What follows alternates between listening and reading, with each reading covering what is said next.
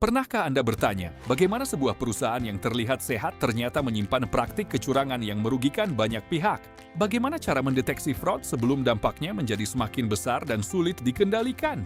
Dalam video kali ini, kita akan mengulas sebuah buku yang membahas secara mendalam tentang dunia fraud atau kecurangan korporasi, yaitu Monograph. Memahami fraud dalam korporasi melalui rasio keuangan karya Ramadona Simbolon. Ramadona Simbolon merupakan akademisi dan dosen di Fakultas Ekonomi dan Bisnis Universitas Islam Sumatera Utara. Beliau lahir di Raja Maligase, Kabupaten Simalungun, pada 16 Juni 1982. Pendidikan doktoralnya diselesaikan di Universitas Sultan Zainal Abidin, Terengganu, Malaysia. Dengan latar belakang akademik yang kuat di bidang ekonomi, keuangan, dan audit, penulis menghadirkan buku yang berusaha menjelaskan fenomena fraud secara sistematis dan mudah dipahami. Buku ini mengajak pembaca memahami bahwa fraud bukan sekadar tindakan kriminal biasa, tetapi sebuah ancaman serius yang dapat menghancurkan reputasi, keuangan, bahkan keberlangsungan sebuah organisasi. Pada bagian awal, penulis menjelaskan konsep dasar fraud. Pembaca diperkenalkan pada definisi fraud, berbagai jenis fraud, perilaku pelaku fraud, serta alasan mengapa seseorang melakukan tindakan tersebut. Penjelasan ini menjadi fondasi penting sebelum memasuki pembahasan yang lebih kompleks.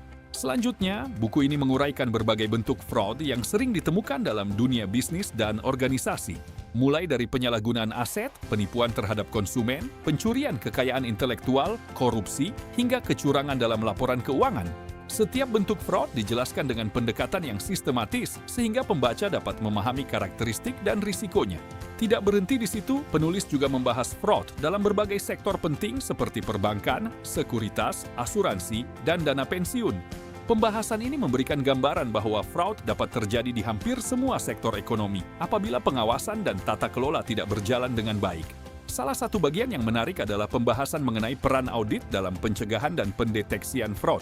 Penulis menjelaskan bagaimana kualitas audit, pertimbangan risiko audit, serta sikap skeptisme profesional auditor menjadi faktor penting dalam mengungkap indikasi kecurangan.